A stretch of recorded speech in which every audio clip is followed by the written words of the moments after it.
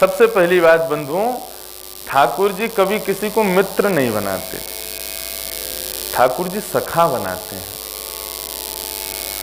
और मित्र और सखा में पहला अंतर यहीं पर प्रारंभ होता है कि मित्र का मतलब स्वार्थ लाग करहि सब प्रीति, सुर नर मुनि जन की यह रीति। जो स्वार्थ सिद्धि के लिए ठाकुर जी से मित्रता करे, कुछ कामनाओं से ठाकुर जी के सन्मुख जावे और कहे कि हाँ ठाकुर जी तो मेरे संग रहते हैं, ठाकुर जी मेरे मित्र हैं, मैं उनको अपना मित्र मानता हूं आदि आदि, लेकिन केवल अपनी कामनाओं की पूर्ति का ही भाव रखता है, ऐसा व्यक्ति ही ठाकुर जी का मित्र हो सकता है, सखा नहीं हो सकता। मित्रता और सखा में दूसरा अंतर यह है कि मित्र मतलब वन साइडेड कनेक्शन, एक तरफा प्यार, मतलब तुम्हारी ओर से है, ठाकुर जी की ओर से नहीं रहेगा। आप उनको सखा मानो तब वो आपको सखा मानेंगे। और उस सखत्व के लिए हमें क्या क्या करना है उसी की चर्चा अब चलने वाली है। अपने बौद्धिक भाव से, मौलिक भाव से जो जो मुझे प्राप्त होगा, आज तो मैं 6 लक्षण लेके आया हूं सखाओं के, लेकिन 5 दिन में जो जो लक्षण मुझे याद आते जाएंगे मैं सब बताऊंगा। आप लोग या तो उसको याद कर लेना या फिर कहीं मिले तो लिख लीजिएगा। और फिर इन 6 लक्षणों को हम किस किस में देखते हैं। हमारे कलयुग के अष्ट सखा हुए, द्वापर युग में अर्जुन हुए, उद्धव हुए, सुदामा जी हुए, द्रौपदी हुई, ये सब भगवान के सखा हैं। इनके ऐसे कौन से लक्षण हैं, इनके ऐसे कौन से भाव हैं जिस पर दयानिधि रीझ गए, जिस पर हमारे गोविंद देव जी रीझ गए, जिसके रीझने पर ठाकुर जी ने वो कृपा कर दी। हमको वो गुण ही चाहिए, हमें वो लक्षण ही चाहिए कि वो हम में आवे। उसके लिए ये गोपाल के सखा का क्रम रखेंगे। तो सबसे पहला, मित्रता और सखा दोनों में अंतर समझ ले। सखा का मतलब, मित्रता का मतलब यदा कदा मिलती, कभी कभी मिले, वो मित्र है। और सखा कौन? बोले सह खादती सह खेलती, संग खावे संग खेले संग रहे, संग ही सब क्रिया करे, वो सखा है। श्री कुंभन दास जी महाराज की गोद में श्री गिरधर लाल जी बैठते थे, साक्षात श्रीनाथ जी बैठते थे और बैठ करके कुंभना कुंभना कह करके ठाकुर जी चर्चा करते हैं। कुंभना आज तेने तिलक ना लगायो। कुंभन दास जी कह रहे हैं लाला कहा करूं, आरसी को हमारी बछिया पी गई। ठाकुर जी बोले ऐसी कैसी आरसी भैया तेरी जो बछिया पी गई? तो लाला कहा करूं, तुम्हारी कृपा से जल ही आरसी है और आरसी को कुछ भावना है, तो आज पड़िया ज्यादा प्यासी, हमारे आरसी पी गई, हमारे तिलक ना लगायो। गिरधर लाल जी अपने हाथों से श्री कुंभन दास जी का तिलक कर रहे हैं, अपने हाथों से श्रृंगार कर रहे हैं। कुंभन दास जी कहते हैं, तू है सखी बड़े भाग बड़ी, नंदलाल तेरे घर आवत हैं। आप में से जिन जिन के घर पर ठाकुर जी विराज रहे हैं ना, उन सबको मेरा प्रणाम है। आप सब बड़भागी हो कि ठाकुर जी घर पधारे। कोई के घर में जाऊं और कोई मुझसे यूं कहे ना कि महाराज जी हम वृंदावन से इतने दिन पहले गोपाल जी खरीद के लाए, मैंने कहा हाँ बेटा इतनी औकात हो गई तुम्हारी, तुम ठाकुर जी को खरीदोगे? इतने बलवान हो गए तुम कि ठाकुर जी को लेके आओगे? ठाकुर जी को तुम ना खरीद सको, ठाकुर जी ने कृपा करी है, कितनी विशेष कृपा तुम पर करी है, उस सहज तुम्हारे घर अपने आप आ गए हैं। तुम्हारे कितने अपराधन को क्षमा करवे के काजे तुम्हारे यहां आ गए हैं। ठाकुर जी को हम थोड़ी खरीद सकें। कुंभन दास जी कह रहे हैं तू है सखी बड़ भाग बड़ी, नंदलाल तेरे घर आवत हैं। और तू अपनो श्रृंगार करत है, दर्पण हाथ दिखावत है। तू है सखी बड़ भाग बड़े, घन श्याम तेरे घर आवत हैं। कुम्भनदास जी के ऐसे सखा भय लाल जी। और बंधुओं, ऐसा नहीं कि द्वापर में, इसी कलिकाल में श्री कुम्भनदास जी के सखा भय ठाकुर जी। आजकल सखा का रूप वृंदावन में बदल गया है। लोग डलियाओं में ठाकुर जी को लेके घूमते हैं और सोचते हैं कि ये हमारे सखा हैं, ये हमारे मित्र हैं, ये हमारे परिवारी जन हैं, तो उनको डलिया में बैठाओ। ठीक है, उनके प्रति वो प्रेम रखो, वो भाव रखो, लेकिन ठाकुर जी हैं, ये मर्यादा भी तो कहीं कहीं रखनी है ना, ये संभालना है ना।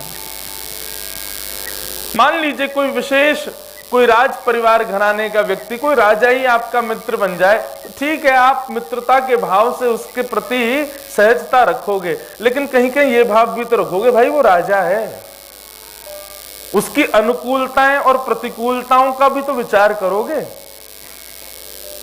ऐसे ही ठाकुर जी बंधुओं, याद रहे, हम सखा तो बना लें ठाकुर जी को, लेकिन वो ठाकुर जी हैं, ये भाव भी हृदय में रहना चाहिए, उनकी अनुकूलताओं का विचार करना है। हम इतने बड़े वाले भक्त नहीं हो गए कि सबरी की तरह झूठे बेर ठाकुर जी के सन्मुख रख दें। अरे हमारे सखा हैं, उस भाव के लिए तो भावावेश में प्रवेश करना पड़ेगा। उतनी स्थिति हमारी अभी पहुंचेगी नहीं, पहुंच जाए तो कृपा ठाकुर जी की। तो सखा मतलब संग खावे, संग खेले, संग रहवे। श्री गोविंद दास जी, गोविंद स्वामी जी का भाव कैसा बताया कि ठाकुर जी एक दिन गोविंद दास जी के संग खेल रहे थे और खेलते खेलते ठाकुर जी ने गोविंद दास जी को घोड़ा बना दिया, गोविंद स्वामी को, और घोड़ा बना करके और ठाकुर जी उनके ऊपर बैठ गए और गोविंद स्वामी की दोनों चुटिया पकड़ करके ठाकुर जी जैसे मानो चाबुक खींच करके और जैसे घोड़ा चला में, ऐसे गोविंद दास जी कहें चल मेरे घोड़ा, चल मेरे घोड़े, और गोविंद दास जी चले। बोले लाल जी आनंद कर रहे हैं। चलते चलते चलते चलते बंधुओं, अन्यथा मत लेना इस कथा को, गोविंद स्वामी जी को लघु शंका लगी और उन्होंने ठाकुर जी से निवेदन किया, जय जय नेक उतरो। लाल जी बोले काई को उतरे? अरे मुझको बहुत जोर से शंका लगी है, मुझको शंका के काज निवृत्त तैरने जानो है। ठाकुर जी बोले बाबड़े, घोड़ा कभी ऊपर बैठे वाले थे कहे कि उतर जाओ, मुझको शंका के काज जानो है। घोड़ा को लघु शंका लगे तो वो ऊपर से कहवे थोड़ी है, वो तो कर ही दे। और यदि तू या भाव में है ही ना है कि मैं तेरे ऊपर बैठा हूं, तू मेरा घोड़ा है, तो फिर या भाव तू यहीं खत्म कर। लेकिन अगर तू या भाव में है तो या में ये भाव मतलब है कि तू मानव है। और गोविंद स्वामी जी ने विचार नहीं किया, ठाकुर जी ऊपर बैठे हैं और निवृत्त हो गए। और किसी ने ये दृश्य देख लिया और जाकर के गोसाई श्री विठलनाथ जी से शिकायत कर दी। बोले आज गोविंद स्वामी जी ने बहुत बड़ा अपराध किया है, हमको देख करके बिल्कुल उनके प्रति अश्रद्धा हो गई है। गोसाई जी बोले क्या किया गोविंद स्वामी ने? बोले ठाकुर जी ऊपर बैठे थे। अच्छा, दर्शनार्थियों को थोड़ी दिखता था कि ठाकुर जी बैठे हैं। सबने कहा, बोले गोविंद स्वामी एक तो घोड़े बने हुए थे और चलते चलते चलते चलते और लघु शंका से निवृत्त हो रहे थे, शंका का समाधान कर रहे थे। गोसाई जी ने कही रुको मैं बताऊंगा। गोविंद स्वामी जैसे ही आए तो गोसाई जी ने खूब फटकारे। बोले तुम आचार विचार का बिल्कुल भी ध्यान नहीं रखते हो, मर्यादाएं सारी भूल गए हो।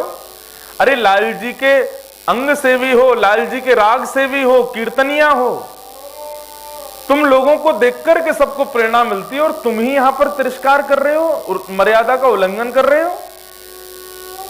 हमारे यहां पर खड़े होकर के शंका का समाधान करने पर भी मना किया जाता है और तुम तो जो है बिल्कुल अलग ही आकृति में शंका का समाधान कर रहे हो। गोविंद स्वामी नेत्रों से नीर बहाने लगे और मुस्कुराते भय बोले, गुसाई जी क्षमा करियो, लेकिन वास्तव में सेवा में हतो ठाकुर जी की नहीं। गोविंद स्वामी बोले, ऐसी कैसी सेवा? लघु शंका का समाधान तुम सेवा कह रहे हो? गोविंद स्वामी जी मुस्कुरा करके बोले लाल जी पीठ में विराजे भय, और जब पीठ पर सारथी बैठो है और मैं घोड़ा के रूप में हूं, तो वास्तव में ये भाव कैसे भीतर ले आऊं कि मैं एक मानव हूं? मैं तो ले भी आयो, मैंने एक बार कुछ चूक कर दी अपनी सेवा में, लेकिन ठाकुर जी ने चूक नहीं करी। वे मुझको तब भी घोड़ा स्वरूप ही मानते रहे, उनकी आज्ञा से मैंने ऐसा किया। तब श्री गोविंद स्वामी जी के इस भाव को सुनकर के श्री विठलनाथ जी बड़े भावुक हो गए। कहने का अभिप्राय इस भाव से क्या पता चला कि कोई भी संबंध हो, अब गोविंद स्वामी जी तो घोड़े बने हैं, उस संबंध में हम चूक कर जाते हैं, लेकिन ठाकुर जी को जिस संबंध से तुमने स्वयं को प्रस्तुत किया है ना, ठाकुर जी उसमें चूक होने नहीं देते। ठाकुर जी यही देखते हैं कि तुम चूक कहां रहे हो। जो संबंध ठाकुर जी के सामने प्रस्तुत करो, जिस भाव से ठाकुर जी के सामने प्रस्तुत हो, उस भाव में पूर्णता हो, कहीं हम चूके ना, ये विचार करना, ये एक सखा का पहला लक्षण है। चूक नहीं होनी चाहिए। तुमने लाल जी को यदि सखा मानो है तो अपने सखत्व को पूर्ण रूपेण प्रस्तुत करो ठाकुर जी के सन्मुख। दूसरा भाव बंधुओं, सखा के अंदर क्या होना चाहिए? सखा विरक्त हो। विरक्त बोले तो आज के लोग, सांसारिक लोगों से तो हमें कोई मतलब ही नहीं है, कैसे भी रहो, अपने आप में प्रसन्न रहो, हमें उससे कोई दिक्कत नहीं है। लेकिन जब यहां बात ठाकुर जी से संबंध की है, तो संबंध रखने वाले ध्यान दीजिएगा, वो विरक्त होने चाहिए। विरक्त बोले तो जैसे श्रीमद् भागवत में कुंती जी भगवान से क्या कहती हैं कि यथा ऋषिकेश खलेन देवकी कंसेन रुद्धार्ति चिरं सुचार्पितम् कंसेन रुद्धार्ति चिरं सुचार्पितम्।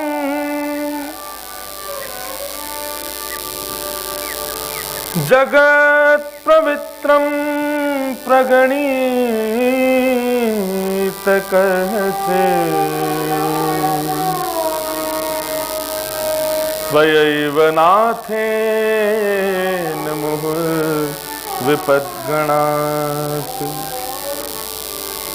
कुंती जी कह रही हैं, यथा ऋषिकेश खलेन देव की पूरी बात समझने की जरूरत नहीं है, पूरी स्तुति बतानी पड़ेगी, लेकिन कुंती जी की स्तुति में एक भाव मैं अपनी कथा में भी कहता हूं। कुंती जी ठाकुर भागवत की सबसे पहली स्तुति है कुंती स्तुति, और वो कुंती ठाकुर जी से कह रही हैं त्वयैव नाथेन मुहुर विपद्गणात्। ये एक अक्षर इतना भारी अक्षर है, इतना विशेष अक्षर है, ये त्वयैव नाथेन। कुंती भगवान से कह रही है कि संसार के लोग कहते हैं कि ठाकुर जी हमारे हैं, लेकिन ठाकुर जी हमारे हैं इसके साथ साथ हमने ये भी स्वीकार किया, ये कौन है? बोले ये मेरे भैया हैं। ये कौन है? ये मेरी बहन है। ये कौन है? बोले ये मेरे पति हैं। ये कौन है? ये मेरे पिता है, ये मेरी पत्नी है, ये मेरा बेटा है, ये मेरा परिवार। हम सबको भी स्वीकार करते हैं और सबके संग ठाकुर जी को भी स्वीकार करते हैं। लेकिन कुंती क्या कह रही है? त्वयैव नाथेन, बाकी सब संबंधी जितने भी हैं मैं उनको नहीं जानती, लेकिन अगर मेरे से पूछा जाए कि मेरा कौन है, तो मेरा इस संसार में केवल एक है, और वो केवल और केवल श्री गोविंद देव जी हैं। त्वयैव नाथे, अपना कहने लायक संसार में केवल और केवल नाथ आप हो, आपके अलावा संसार में और कोई अपना है ही नहीं। ये बात विशेष है कुंती की। इसी को कहेंगे सखत्व का पहला भाव, विरक्ति। संसार में भी आ सकती है, संसार के संबंधों में भी आ सकती है, और उन सब के मध्य में ठाकुर जी में भी आ सकती हो जाए। नहीं, प्रेम गली अति सांकरी, तामे दो ना समाए। इतनी छोटी गली है प्रेम की, हमने वहां में जाने कितने लोग बैठा रखे हैं, कितने लोग बैठे हैं, पत्नी भी बैठी है, बच्चा भी बैठे हैं, ये सब तो चलो ठीक है, संसार के संबंध में ये तो बैठते ही हैं उस प्रेम गली में। कई इनके तो बहुत विचित्र विचित्र बैठे हैं। जयपुर की हींग की कचौड़ी बैठी है वह प्रेम गली में। एक वो गोविंद देव जी के पास में चाय वाले हैं, साहू चाय वाले, वो बैठे हैं वह प्रेम की गली में। कोई के मारवाड़ी वो जोधपुर की कचौड़ी बैठी है वह प्रेम गली में। सबन को प्रेम जा जा से है, वो सब बैठे हैं वह गली में। इतनी सारी बहु व्यंजन हमने उस प्रेम गली में बैठा रखे हैं, वहां ठाकुर जी कैसे जाएंगे? और वहां में भी जब लाल जी टेढ़े मेढ़े हैं, चलूं सीधे ना है, टेढ़े मेढ़े हैं, सब ही अंग को बांको गिरधर, टेढ़ी चाल चलत गोकुल में, यही मनोहर झांको, मोहन सब ही अंग को बांको। ठाकुर जी भी टेढ़े मेढ़े, और वो प्रेम गली भी छोटी सी, वहां में भी तुमने इतने भर रखे हैं। तो प्रेम गली भारती देखते होंगे ठाकुर जी, यहाँ की गली कैसी है? अरे भैया बहुत भर रहे हैं, यहाँ में तो कूड़ो कचड़ो बहुत है और इतनी ज्यादा भीड़ भर रही है, और मोकू तो स्वच्छंदता चाहिए, सहजता चाहिए चलवे के काजे, यहाँ में कैसे भीतर प्रवेश करूंगा? भारती देख के ठाकुर जी राम राम करके चले जाएं। इसलिए कुंती जी का भाव कहता है, त्वयैव नाथेन, मेरे तो गिरधर ही गुणगान। बहुत सुंदर भाव है, सब लोग मेरे साथ में गई हो। इसी को कहेंगे विरक्ति का भाव। संसार सब अपना है, सबके गुणगान। किसी का बेटा बहुत अच्छा बन जाए, आदमी उसके गुणगान गाने में चूकता नहीं। मेरा बेटा ऐसे कॉलेज में पढ़ा है, ऐसी उसने पढ़ाई की, इतना कमाता है, ये है वो है, फलाना ढिनका, आदि आदि। बेटी के बारे में बताएंगे, ऐसे घर में शादी हुई महाराज, मेरे जमाई राजा ऐसे हैं, मेरी उसके पिताजी ऐसे हैं, सास ससुर ऐसे हैं, आदि आदि, उसका गुणगान। लेकिन कभी भी किसी व्यक्ति को कहते हुए सुना, मेरे घर के गोपाल जी ऐसी लीला करते हैं, मेरे घर के ठाकुर जी के ये भाव है, मेरे घर के ठाकुर जी ऐसा करते हैं, उनका गुणगान करते हो ना? और फिर बनना चाहते हो आप सखा। पहला भाव, अपने भीतर विरक्ति लाओ। विरक्ति मतलब संसार के प्रति आसक्ति ना करके, वो आसक्ति केवल और केवल ठाकुर जी के प्रति। अच्छा, एक प्रैक्टिकल दे रहा हूं आज आप सब लोगों को। अकिंचन कथा, सुबह 4 बजे उठना पड़ेगा सबको, नहा धो के 5 बजे तक आना। तो जरूरी नहीं आज जितने आए हैं कल भी आएंगे, हो सकता है कल 1-2 एब्सेंट हो जाएं, इसलिए आज ही ये प्रैक्टिकल सुन जाओ। आपके जितने भी अवगुण हैं, हमारे अंदर जितनी भी कमियां हैं, 2 ही लोग जानते हैं, या तो आप खुद जानते हो या गोविंद देव जी जानते हैं। तीसरा, चाहे आपने ब्याह करके 14 वर्ष अपनी पत्नी के संग रह रहे हो, 50 साल से रह रहे हो, चाहे कितने भी बच्चे आपके पास रहे, लेकिन आपके उस दुर्गुण को वो भी नहीं जानते। अपने उन दुर्गुणों का भाव आज एक कागज में लिख लेना। कौन कौन से दुर्गुण है सब लिखो, और अब उनको नष्ट करने का भाव नहीं रखना है कि मेरे दुर्गुण नष्ट हों। उन्हीं दुर्गुणों से ठाकुर जी की भक्ति कैसे होगी? आप कहोगे महाराज जी कैसी बात कह रहे हो आप? मैं बिल्कुल सत्य कह रहा हूं। ये आसक्ति, ये मोह, काम, क्रोध, लोभ, ईर्ष्या, द्वेष, अभिनिवेश, अहंता, ममता आदि जितने भी दुर्गुण हैं हमारे हृदय के, ये दुर्गुण कब हैं? जब इनका भाव संसार के प्रति है। यदि इन्हीं का भाव मोड़ करके ठाकुर जी के प्रति कर दिया जाए तो यही आसक्ति, यही मोह, यही काम, यही क्रोध, यही लोभ, यही भक्ति बन जाएगा। आपका दुर्गुण ही आपको भगवत मार्ग पर ले जाएगा, आपका दुर्गुण ही ठाकुर जी की प्राप्ति करा देगा। इसलिए आज एक काम कीजिएगा, आज जाकर के लिखिएगा। और ऐसा हो सकता है कि आप खुद लिखने में चूको कि भाई मैं क्रोधी हूं, क्रोधी, इतना क्रोधी तो नहीं, काट दोगे फिर उसको, इसलिए किसी और से लिखवाना। तुम घर पे जाना, मम्मी को, पापा को, बहन को, भाई जो भी हो घर में, उसको कहना आज एक तुमको काम है क्या, मेरे अंदर जितनी कमी है सब लिख के मुझको दो। चूकना नहीं, ये नहीं कि नहीं यार ये लिख दिया तो बुरा मान जाएगा, नहीं, तेरे को जो लगता हो वो लिख दे। शर्त ये है कि तुम भी उसको मार मत देना, शाम को कहीं पर्चा देख के बोले अच्छा तेने ये लिखा, नहीं, जो लिख दे उसको स्वीकार कर लेना। और फिर अपने दुर्गुणों को बढ़िया फोल्ड करके उसको ठाकुर जी के सामने एक बार प्रस्तुत कर देना। लाल जी, कौन कुटिल खल कामी मौसम, मेरे अंदर ये सारे दुर्गुण हैं। अब भक्ति भाव, पवित्र भाव, शुद्ध भाव आदि से तो मैं आपको मनाता ही हूं, लेकिन अपने इन दुर्गुणों को ही अब मैं आपकी सेवा में प्रस्तुत करने वाला हूं। मेरे अंदर क्रोध बहुत है, याद रखियो, कल से आपकी दर्शन की अभिलाषा प्रारंभ होगी। नहीं दिया करोगे, नहीं भाव प्रकट किया करोगे, नहीं अनुभव कराया करोगे, नहीं स्वप्न में आया करोगे, तो फिर ये क्रोध आप पर ही लागू होगा। मेरे अंदर मोह बहुत है। किस वस्तु का मोह है? आदि आदि वस्तुओं का मोह है। लेकिन अब वो मोह संसार के प्रति ना हो कि आपकी भक्ति का होगा, आपकी कथा का होगा, आपके गुणगान का होगा।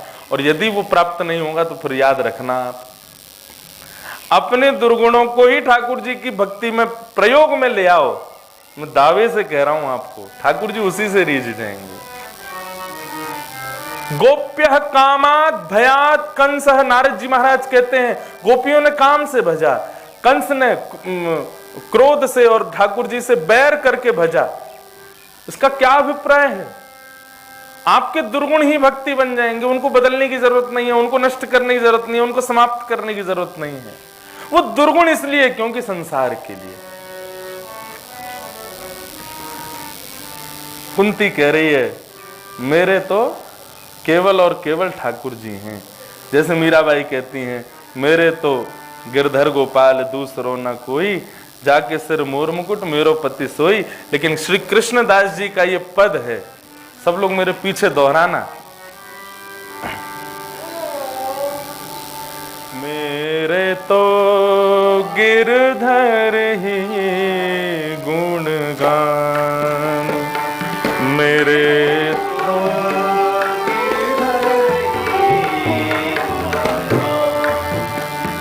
आज के बाद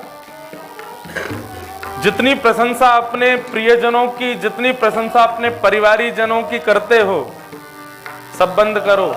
अब से प्रशंसा किसकी होगी? हृदय में बैठे हुए, कुंज में बैठे हुए या हमारे घर के शोभा को बढ़ा रहे गोपाल जी की प्रशंसा होगी। और बंधुओं, प्रशंसा तब की जाती जब दिखता है। आपको दिख ही नहीं रहा इसीलिए आप करते नहीं हो। और वो दिखेगा कब? जब सखा बन जाओगे तब दिखेगा। हम अपने लाल जी के कितने भाव बताते हैं। इन जैसा ऊधमी ठाकुर नहीं है कोई। इतना ऊधम मचाते हैं, इतना भाव रखते हैं, इतनी इतनी इतनी लीलाएं करते हैं कि मैं क्या बताऊं। और 5 दिन है, बताते ही रहेंगे। गाओ भाव से। मेरे तो गिरधर ही गुणगान, मेरे तो गिरधर ही, मेरे तो गिरधर ही गुणगान, मेरे तो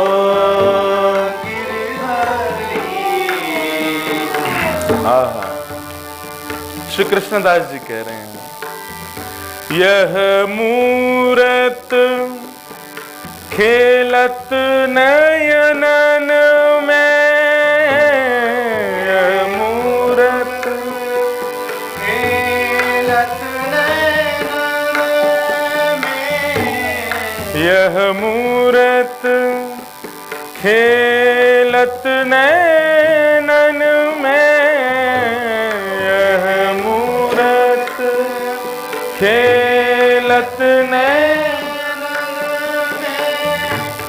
यही हृदय में ध्यान हो, यही हृदय में ध्यान, यही हृदय में ध्यान हो, यही हृदय में ध्यान, मेरे तो गिरधर ही गुणगान, मेरे तो गिरधर ही, मेरे तो गिरधर ही गुणगान, मेरे तो गिरधर ही। श्री राधा रमण लाल की जय।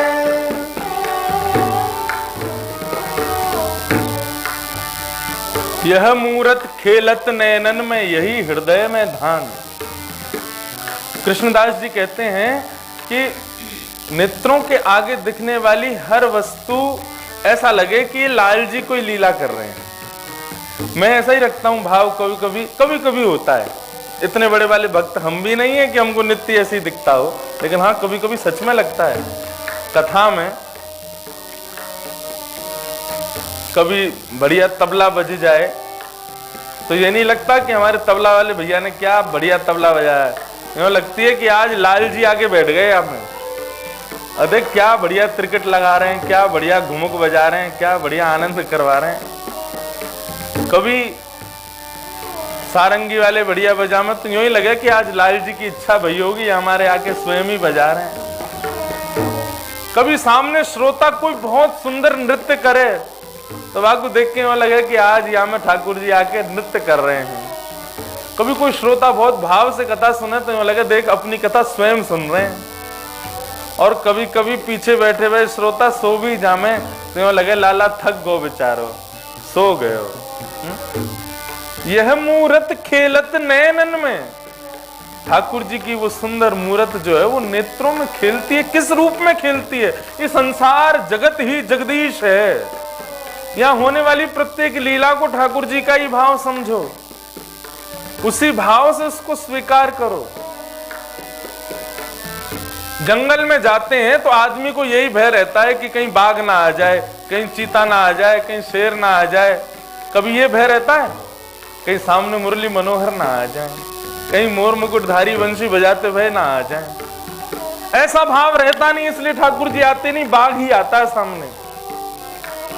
और फिर भी लोग दुखी, निराश, हताश, हमको बाघ नहीं दिखा, हम जंगल में घूम के आए।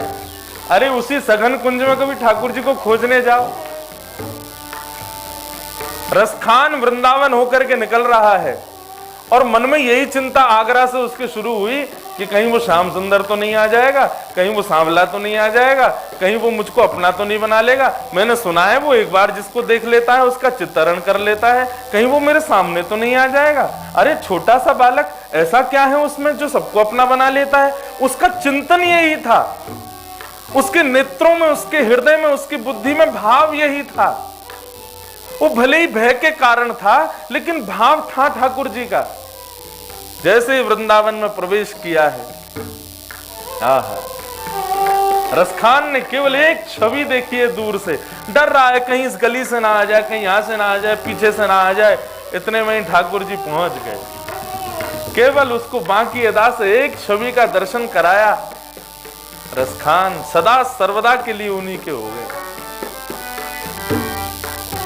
हमारे हृदय में ऐसा भाव कहाँ है? हमारे नेत्रों के आगे दिखने वाले हम हर व्यक्ति को ये सोचते हैं ये व्यक्ति है और ये उसका गुण है, ये उसका अवगुण है। ये बदल दो, ठाकुर जी का भाव रखो। ये ठाकुर जी हैं। ठाकुर जी देखो कितने सुंदर श्रृंगार करके आए। अच्छा देखो, दृष्टि बदलेगी। कोई स्त्री पुरुष को देखती है, पुरुष को देख के ये भाव रखे, देखो कितना सुंदर लग रहा है, कितना हैंडसम है, कितना बढ़िया लग रहा है, तो यहाँ पर काम प्रकट होता है। कोई पुरुष स्त्री को देख करके सोचे कितनी सुंदर है, कितनी बढ़िया लग रही है, तो यहाँ पर भी एक वासना की भावना आती है। लेकिन वहीं पर यही भाव रखो, ये इतना सुंदर है, इतना बढ़िया हैंडसम लग रहा है, इसको बनाने वाला हमारो लाला कितना सुंदर होगा, हमारो कन्हैया कितना सुंदर होगा। ये इतनी सुंदर है तो सोचो श्याम सुंदर की प्रियसी, श्याम सुंदर की प्रिया हमारी किशोरी जी कितनी सुंदर होंगी। ये भाव रखो। हमारे भाव में ही दूषितता है तो ठाकुर जी कहां से दिखेंगे हमें? यह मूरत खेलत नैनन में,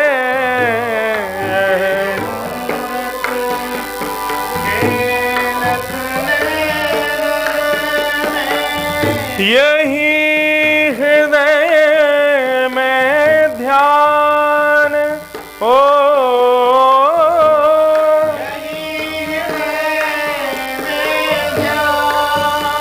मेरे तो गिरधर ही गुणगान, मेरे तो गिरधर ही गुणगान। बंधुओं, जैसे समाज गायन होता है ना, सब उच्च स्वर में गाते हैं। क्यों गाते हैं? समाज ठाकुर जी को अति प्रिय है। इतने सारे भक्त बैठे हैं और कोई एक ही गा रहा हो ना तो लाल जी को कष्ट होता है। इतने सबरे बैठे हैं, समूह में बैठे हैं, मेरे को याद कर रहे हैं कि गा एक ही रहे हो। समाज में गाओ, सब संग में गाओ, भाव से गाओ।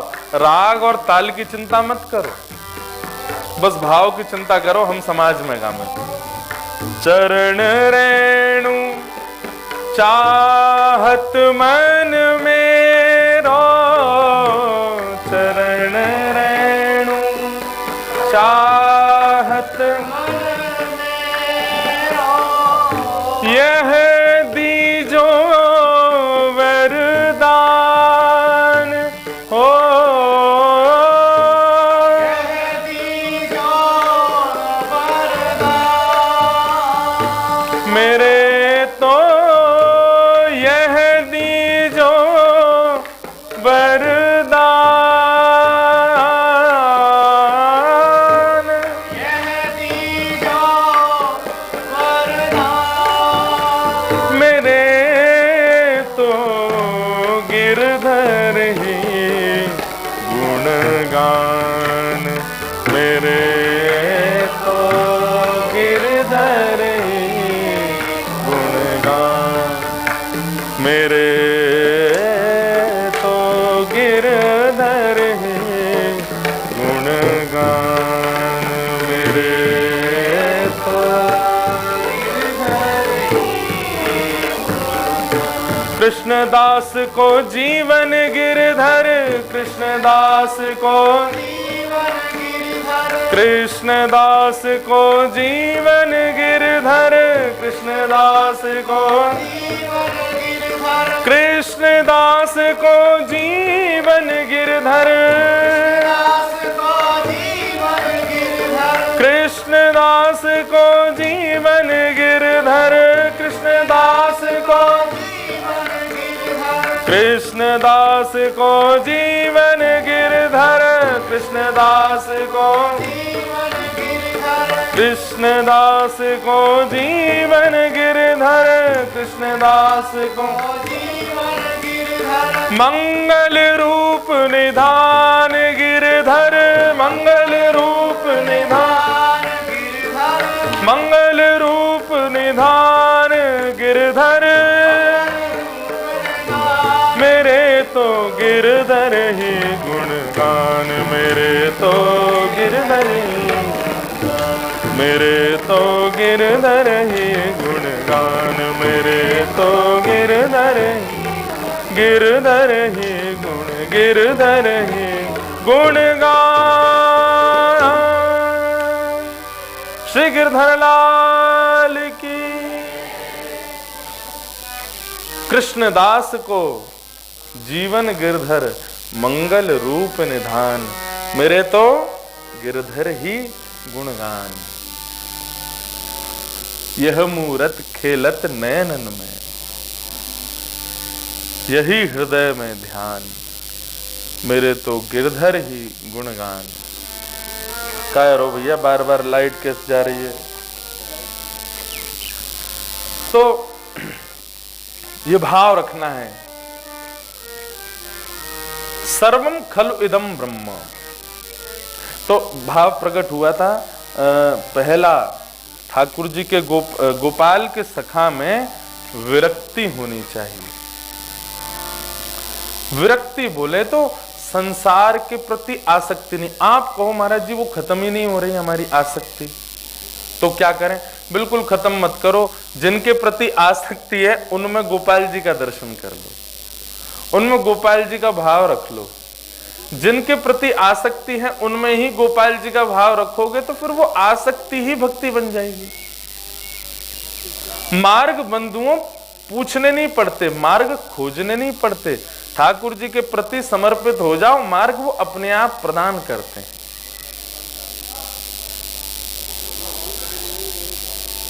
विरक्त, संसार के प्रति जो आसक्त नहीं है, ठाकुर जी के सखा का पहला लक्षण। ऐसे भी एक जगन्नाथ जी के भक्त हुए श्री माधवदास जी।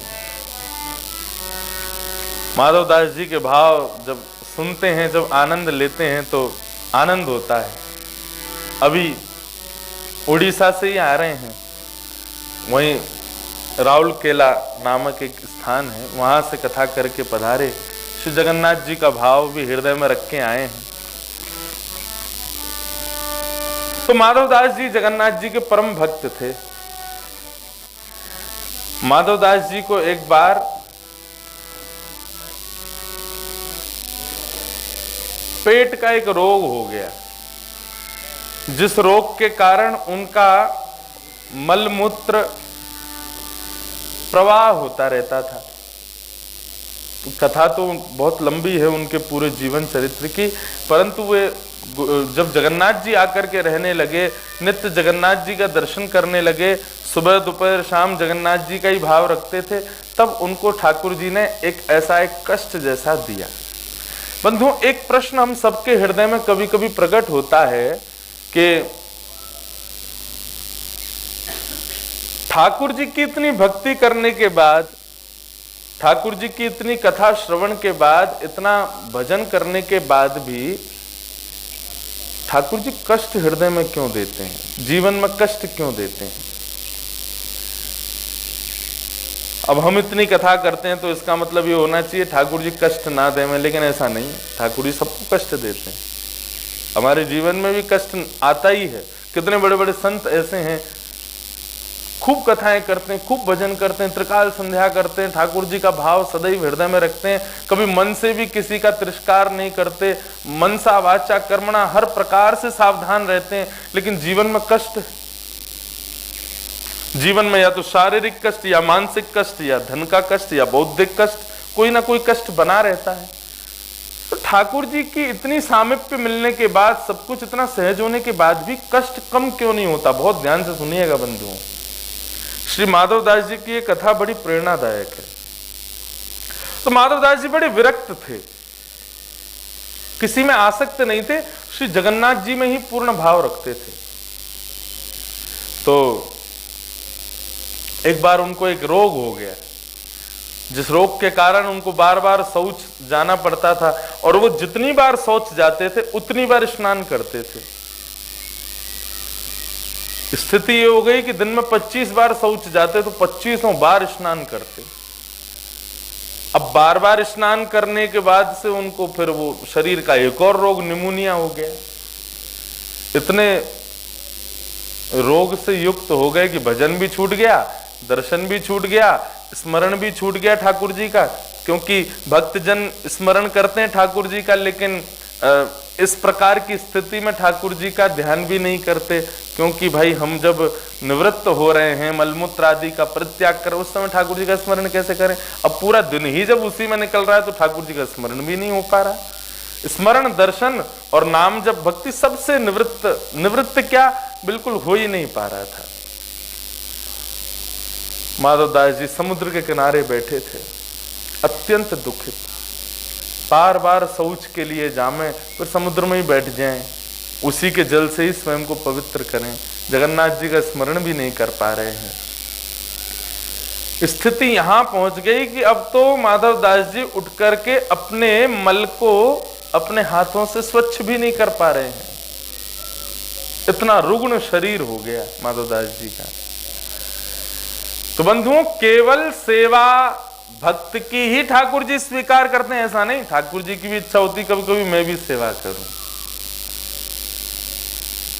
आज उन माधवदास जी की सेवा के लिए ठाकुर जी आगे आ गए। और जब माधवदास जी पड़े थे तो श्री जगन्नाथ जी स्वयं आए और स्वयं आकर के अपनी अंजलि में समुद्र के जल को लामे और माधवदास जी पर डाल दें, फिर जल लामे फिर माधवदास जी को डाल दें।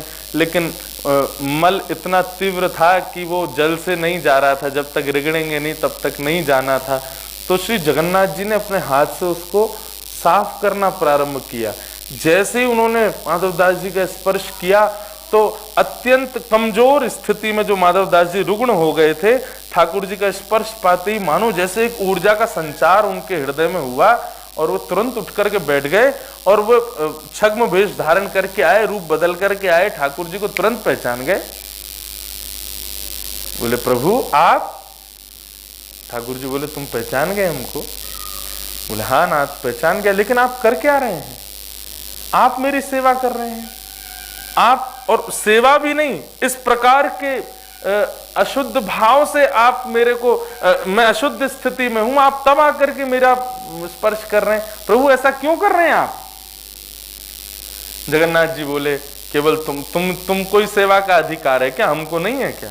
हम भी तो कर सकते हैं, हमको भी अच्छा लगता है भक्तों के पास जाना, थोड़ा उनकी सेवा करना, उनका भाव रखना, उनका ख्याल रखना, हमको भी अच्छा लगता है। माधवदास जी कुछ नहीं बोले, जगन्नाथ जी को रोक दिया। बोले प्रभु बस आपका प्रेम मिल गया, मुझे और कुछ नहीं चाहिए। तो चर्चा होने लगी, चर्चा करते करते माधवदास जी शांत हो गए। जगन्नाथ जी बोले क्या हुआ, आप शांत क्यों हो गए, क्या बात है? माधवदास जी बोले प्रभु एक बात बताओ, आपको मंदिर से यहाँ आना स्वीकार है, रूप बदलना स्वीकार है, मेरे मलमूत्र आदि को स्वच्छ करना स्वीकार है, मुझे पवित्र करना स्वीकार है, लेकिन मेरे को रोग को दूर करना स्वीकार नहीं है। आप नाथ हो, जगन्नाथ हो, आप चाहो तो भीतर बैठे बैठे विचार कर लो कि माधवदास स्वस्थ हो जाए तो मैं स्वस्थ हो जाऊंगा। आप मुझे स्वस्थ क्यों नहीं कर रहे हो? मैं अभी तक अशुद्ध अवस्था में हूं, अभी तक पीड़ा में हूं, मेरी पीड़ा की निवृत्ति क्यों नहीं कर रहे हो? जगन्नाथ जी मुस्कुराते हैं और कहते हैं कि माधवदास, पीड़ा, संकट, ये सब हमारे कर्म के अनुसार हमें प्राप्त होते हैं। ये हमारा सबका प्रारब्ध है, वो हमारे जीवन में आएगा ही आएगा। लेकिन तुम सोचो कि मैं भक्ति करता हूं, मैं भक्त हूं और मेरे जीवन में संकट ना आवे, और मैं भी एक प्रकार को तुम्हारा मोह लेकर के तुम्हारे कष्टों को यदि दूर कर दूं तो वो बचे हुए आपके जीवन के कर्म के कष्ट तो रह जाएंगे ना। उनको भोगने के लिए तुमको फिर जन्म लेना पड़ेगा, तुमको फिर से दुनिया में आना पड़ेगा। और इस बार चलो ठीक है, सहजता से मैंने पार कर दिया, लेकिन अगली बार जरूरी थोड़ी मैं हर बार आऊंगा। इसलिए जब मेरी प्रीति किसी से बहुत ज्यादा होती है तो मैं सोचता हूं उसके जन्म जन्मांतरों के किए गए दूषित कर्मों को मैं एक ही जन्म में उससे भुगवा लूं, एक ही जन्म में उसको इतना कष्ट दूं कि वो सबसे निवृत्त हो जाए, उसको फिर दोबारा पृथ्वी में आना ना पड़े।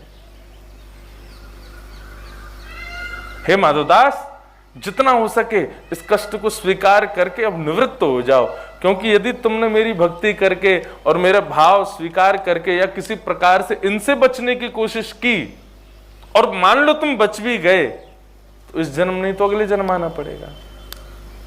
बंधु बहुत सावधानी से सुनना, जीवन में आए कष्ट चाहे तन के हों, चाहे मन के हों, चाहे धन के हों, ठीक है, हम मानव हैं, हमको लगे रहना चाहिए कि उस कष्ट से हमारी निवृत्ति हो। परंतु ठाकुर जी से कभी मत कहना कि ये कष्ट क्यों देते हो।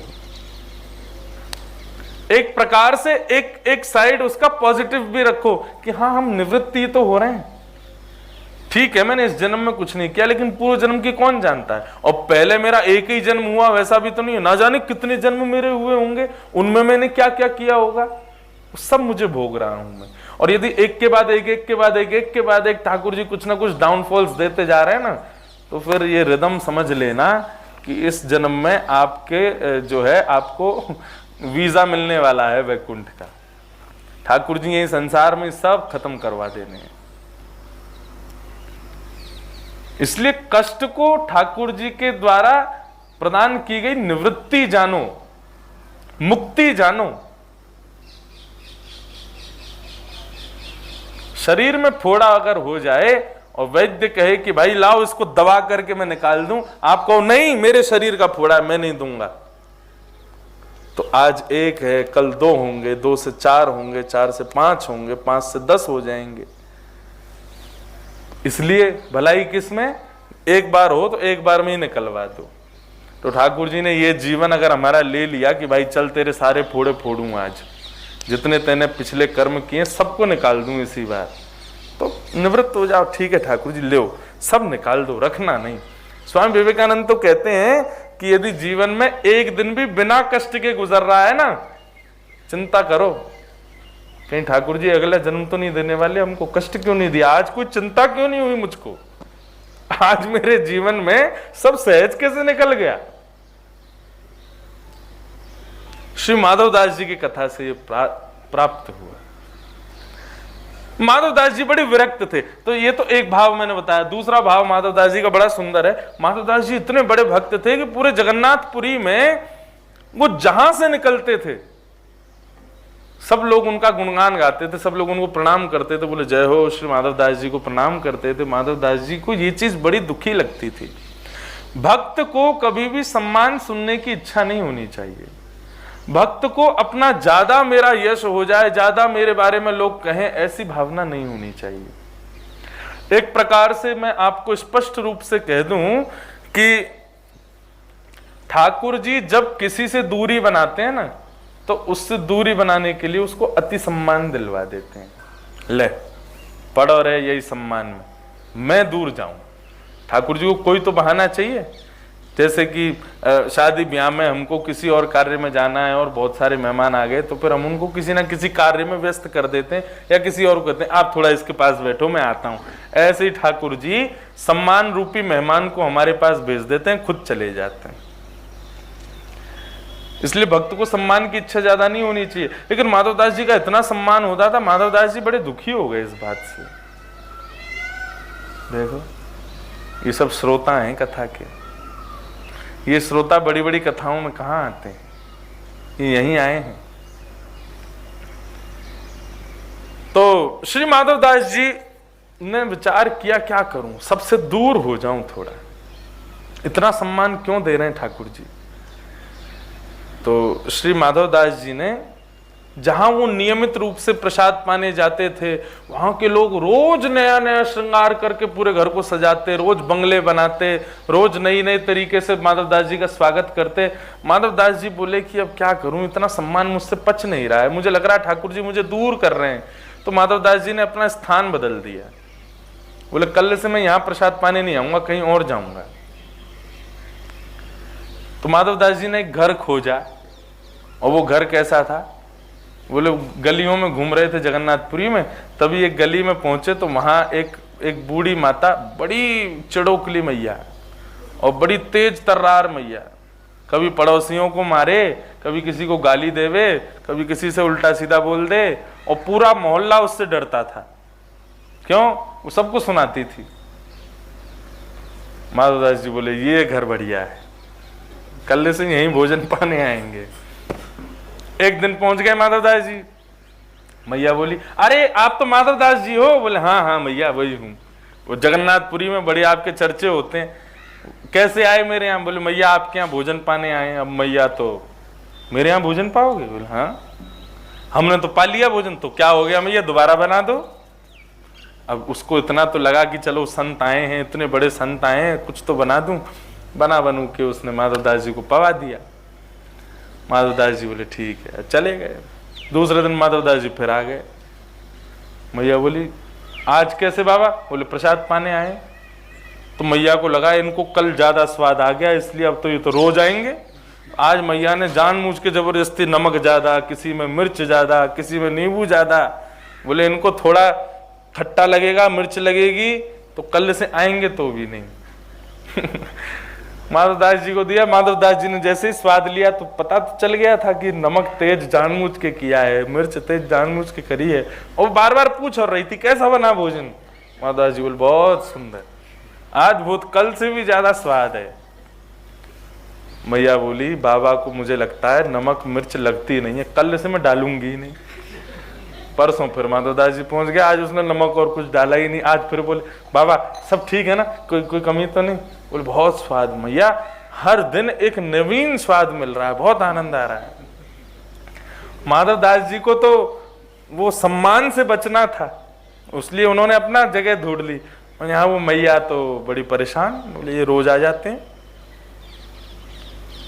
आज वो इतनी चिढ़ के बैठी थी, बोले आज आंधया बाबा है, मैंने कहा कि या को काई को रोज आ जाए। जैसे ही माधव दास जी आए तो मैया से बोले मैया भिक्षा कराओ। बोले बाबा जरूरी थोड़ी है अन्न की भिक्षा रोज चले। बोले नहीं कुछ भी चलती है भिक्षा तो उस समय वो मैया पोंछा लगा रही थी तो चिड़ में आई, बोले ले तो फिर ये ले भिक्षा। वो पोंछा ही उठा के माधव दास जी पे फेंक दिया। माधव दास जी बोले कि भिक्षा तो स्वीकार है चाहे किसी भी रूप में मिले। वो पोंछा लेकर के माधव दास जी हृदय से लगा के चले गए। अब माधव दास जी का नित्य भाव था कि जो भी पाते थे नेत्र बंद करके पहले श्री जगन्नाथ जी को पवाते थे। जो भी भिक्षा मिलती थी पहले जगन्नाथ जी को निवेदित करते थे, फिर स्वयं लेते थे। अब आज तो पोंछा मिला है, वो कैसे दें जगन्नाथ जी को? लेकिन विरक्ति और ठाकुर जी के सखा जो होते हैं ना, वो संशय में कभी नहीं पड़ते। उनकी बुद्धि वैकुंठ होती है, उसमें कुंठा नहीं होती।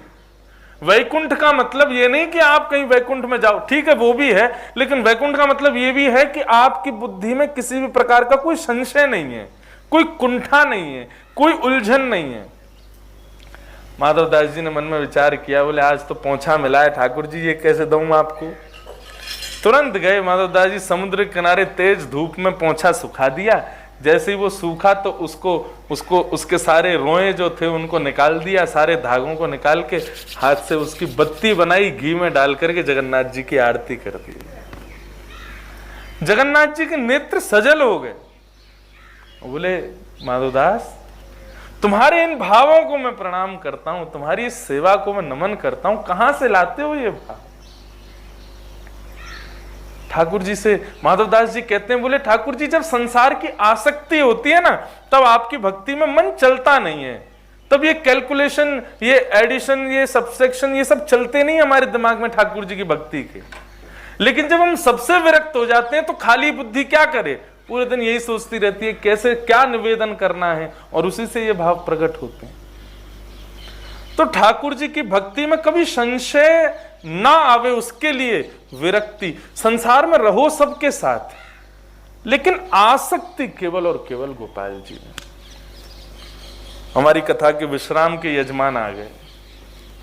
ये विश्राम यही कराने आते हैं ना कथा को, सूर्य नारायण। सखा के अंदर पहला गुण क्या होना चाहिए? विरक्त हो। सखा के अंदर दूसरा गुण होना चाहिए प्रशांत। एक होता है शांत और एक होता है प्रशांत। शांत ही नहीं, अत्यंत शांत हो जाओ। एक तो होता है कि वाणी से तो नहीं बोल रहे हो लेकिन मन से खूब आपकी गपचप चल रही हैं, वो भी ना रहे। प्रशांत, अपने मन से भी शांत और अपनी वाणी से भी शांत। मैं अपनी कथा में कहा करता हूं कि ठाकुर जी बोलते क्यों नहीं है? श्री गोविंद देव जी, राधा रमन जी, राधा वल्लभ जी, राधा मोहन जी, विनोदी लाल जी, ये लोग बोलते क्यों नहीं है? जब मुख है, वंशी है, तो स्वर आता क्यों नहीं है? क्योंकि हम लोगों ने इतना शोर मचा रखा है। ठाकुर जी कहते हैं पहले तू ही बोल ले, पहले तू ही कर ले। जिस दिन हम प्रशांत हो गए, जिस दिन हम अत्यंत शांत हो गए, उस दिन ठाकुर जी की वंशी सुनाई दे जाएगी। श्याम सुंदर सदा हमको प्यारे रहें, हम उन्हीं के रहें, वो हमारे रहें। गाओ। श्याम सुंदर सदा हमको प्यारे रहें, हम उन्हीं के रहें, वो हमारे रहें। जिस डगर से मुरलिया की धुन आएगी, जिस डगर से मुरलिया की धुन आएगी, उस डगर पे उमरिया ये कट जाएगी, उस डगर पे उमरिया उस डगर पे उमरिया ये कट जाएगी, उस डगर पे उमरिया ये कट जाएगी। हो उस डगर पे उमरिया ये कट जाएगी, उस डगर पे उमरिया कट जाएगी। उनकी तस्वीर मन में बसाए रहे, हम उन्हीं के रहे, वो हमारे रहे। श्याम सुंदर सदा हमको प्यारे रहें, हम उन्हीं के रहें, वो हमारे रहें। श्री गोविंद देव लाल की।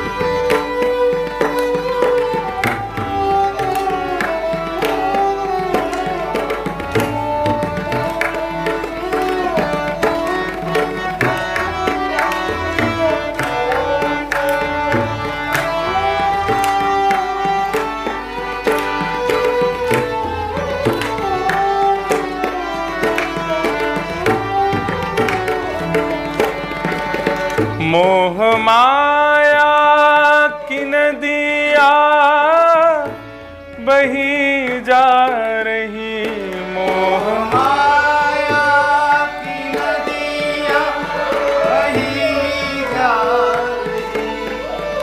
मन की ममता को खींचे चली जा रही, मन की ममता को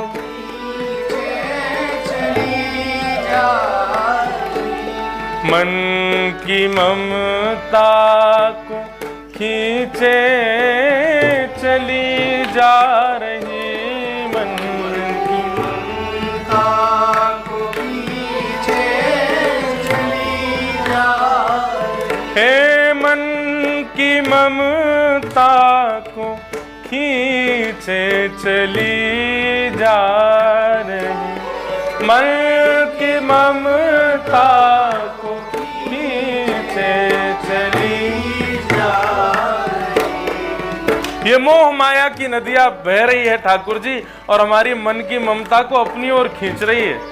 लेकिन हम क्या करें, हम विवश हैं, हम नहीं बच पा रहे इससे, क्योंकि आपने ही फंसाया हमको इसमें। अब हम फंस तो गए तो क्या करें। हे नाथ, हम भंवर में रहें या किनारे रहें, हम उन्हीं के रहें, वो हमारे रहें। श्याम सुंदर सदा हमको प्यारे रहें, हम उन्हीं के रहें, वो हमारे रहें। नित्य पीयूष की धार बहती रहे, नित्य पीयूष की धार बहती रहे। नित्य घन श्याम रसना ये कहती रहे, नित्य घन श्याम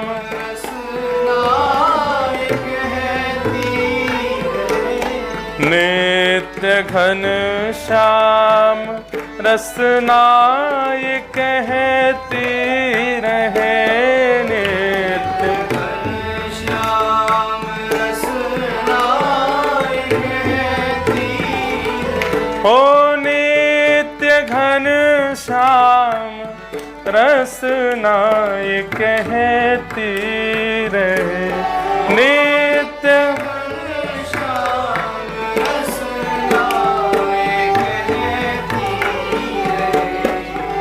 प्रेम की डोर उनसे बनाए रहें, हम उन्हीं के रहें, वो हमारे रहें।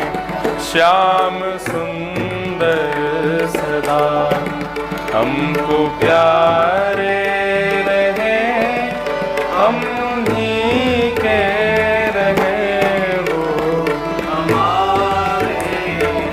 हाँ, हम उन्हीं के रहें, वो हमारे रहें, हम उन्हीं के